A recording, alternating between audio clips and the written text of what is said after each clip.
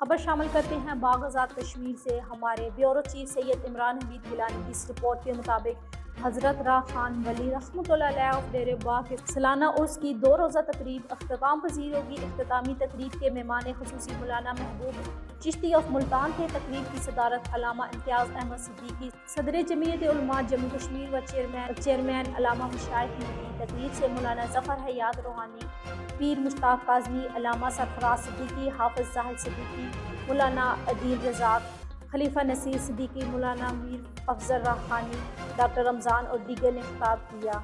मुकर्रिरीन ने कहा कि औलिया अल्लाह बुजुर्गान दीन ने बरसगीर में इस्लाम की इशाअत व तरोीज के लिए मिसाइल कायम की है। औलिया अल्लाह के आस्ताने रिश्ते हदायत के मरकज़ हैं। हम औलिया अल्लाह की तालीमात पर अमल करके सरखुरू हो सकते हैं।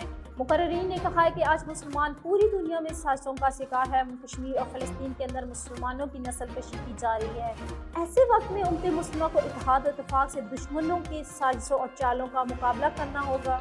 ऐसे वक्त में उम्मत मुस्लिमा को इत्तेहाद और इत्तेफाक से दुश्मनों की चालों का मुकाबला करना होगा। उम्मत मुस्लिमा ख्वाब गफलत से बेदार होकर फ़लस्तीन और कश्मीर के मुसलमानों की मदद के लिए आगे बढ़ें। इस मौका पर तकरीब के मेज़बान कारी जावेद शम्स ने फ़लस्तीन व कश्मीर की आज़ादी के लिए मुल्क के इस्तेहकाम की खुसूसी दुआ फरमाई।